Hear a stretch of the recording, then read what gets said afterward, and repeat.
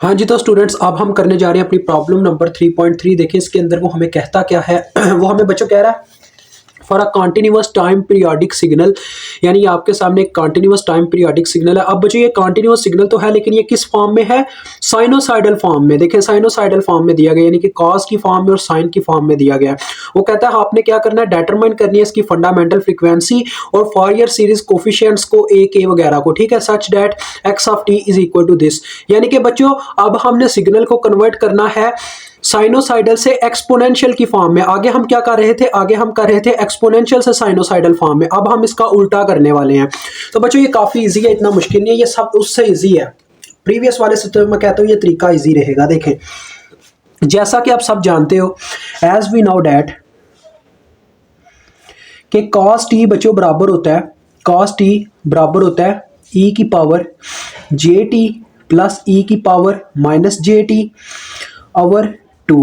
ठीक है जी। इसी तरह से हम ये भी जानते हैं कि जो हमारा साइन टी होता है सिमिलरली, ठीक है, प्लस प्लस मैं लिख रहा हूँ मतलब कि बच्चों ये शो करवाने के लिए सिमिलरली, आप इसको प्लस ही ना समझें इसलिए मैं इसको रिमूव कर देता हूँ, एंड साइन टी कह लो, ठीक है। साइन टी बराबर होता है हमारे पास ई की पावर जे टी, बस सेंटर में बच्चों माइनस आ जाता होता है, ठीक है, और बटे में आ जाता होता है 2j, ये इसका फार्मूला होता है। तो देखें यही काम हम यहाँ पे करेंगे, लेकिन किस तरह से करेंगे ये देखिएगा। बस पहले तो हम इस इक्वेशन के साथ बच्चों कुछ छेड़छाड़ कर लें। देखें ये 2 प्लस कॉस, अब इसमें से बच्चों मैं पता क्या करना चाहता हूँ, मैं इसमें से 2 कॉमन निकालना चाहता हूँ, तो ताकि थोड़ी सी मतलब कि एक मैं यहाँ पे कुछ काम करना चाह रहा हूँ, तो 2 को कॉमन निकालना चाह रहा हूँ।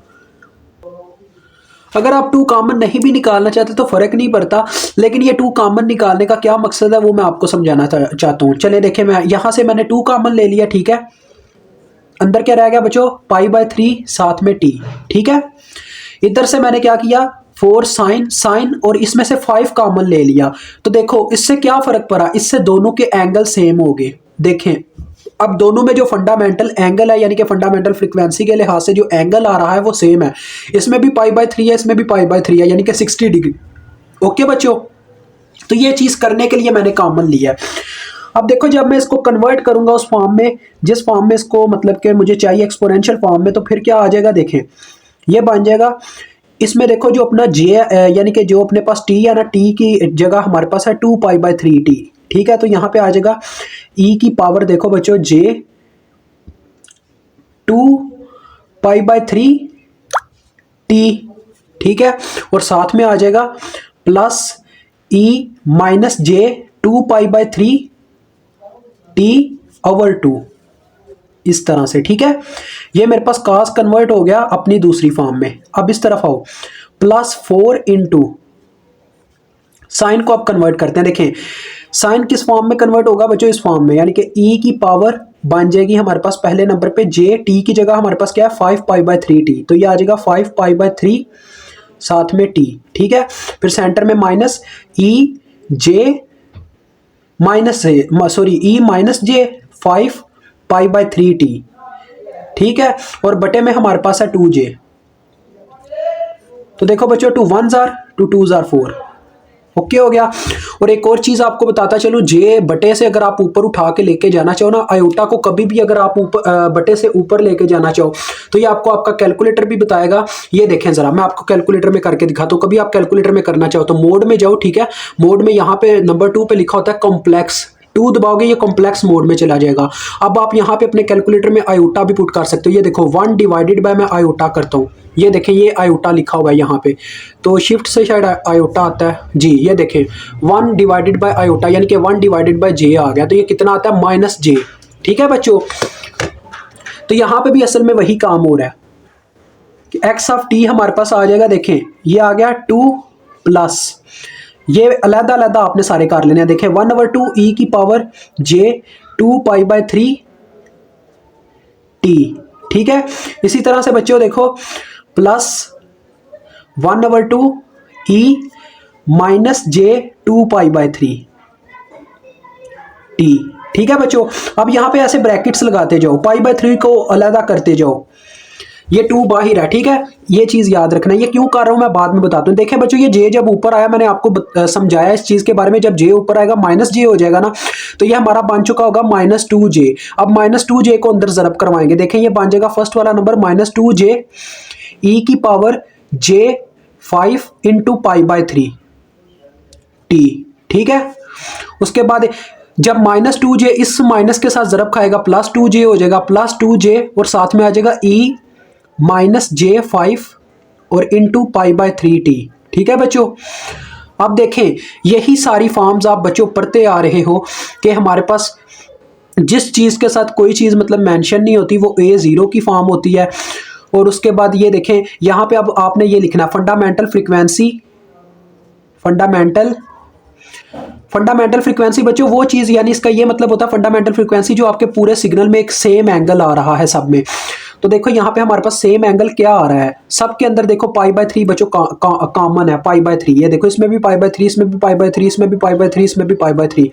यानी कि हमारी जो फंडामेंटल फ्रीक्वेंसी है इसकी जो उसने हमसे पूछी हुई है ω0, वो इज इक्वल टू है π/3 के, ठीक है बच्चों। ये आपने लिख देना fundamental frequency ω0 is equal to π/3, ये आपका एक रिजल्ट आ गया।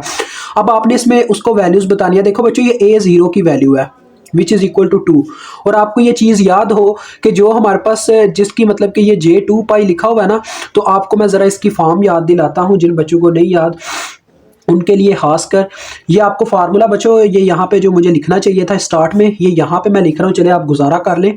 ये देखें ये हमारे पास फार्मूला था k is equal to -∞ to ∞, साथ में a के e की पावर j k ω0t।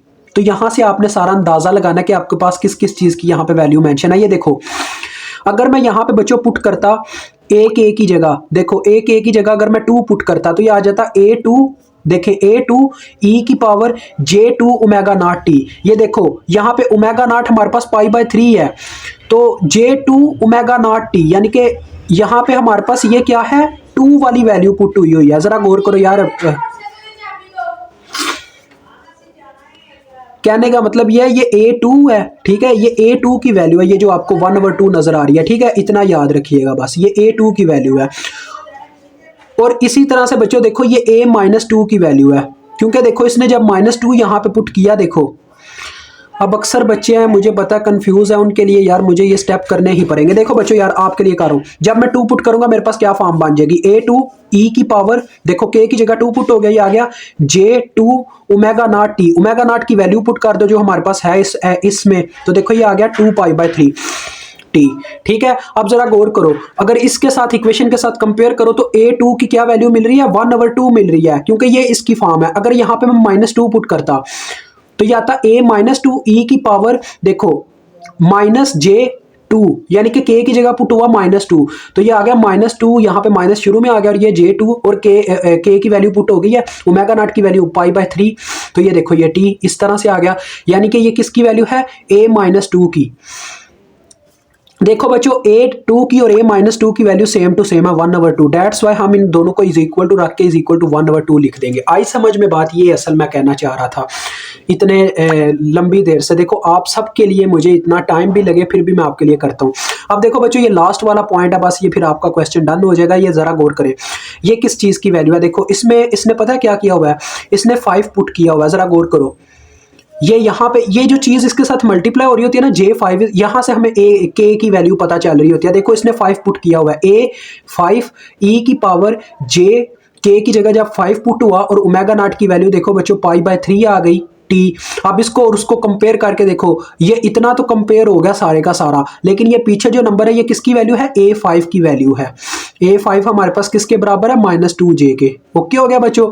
अब देखो जब मैं -5 पुट करता यानी कि k की जगह -5 पुट किया होता तो मेरे पास आता a-5 -j5 π/3t, ये चीज़ आती ना। तो देखो इसको देखा जाए तो इतना हिस्सा कंपेयर होता है इस चीज़ के साथ, ये जो आपको ये नज़र आ रही है तो ये जो इसके साथ वाला नंबर है ये क्या है, a-5 की वैल्यू है। तो ले बच्चों ये आपको a-5 की वैल्यू भी मिल गई, ठीक है, जो कि क्या है 2j।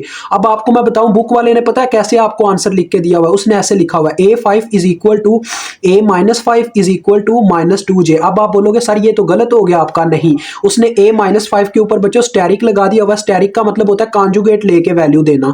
तो a-5 की वैल्यू अगर हम लेना चाहिए तो उसका कॉन्जुगेट लेंगे, कॉन्जुगेट से हम जे का साइन उल्टा कर देंगे, यानी कि इसके साथ -j आ जाएगा, माइनस और -j क्या हो जाएगा, +j, तो ये +2j बन जाएगा। तो वही चीज़ आ जाएगी, ठीक है। तो ये यहाँ पे आपका ये क्वेश्चन डन होता है। मुझे उम्मीद है आपको समझ आ गई होगी, काफ़ी ईजी है बच्चों, बस आपको फार्मूलाज याद हो तो आप कुछ भी कर सकते हो। तो यहाँ पे आपकी ये प्रॉब्लम डन होती है।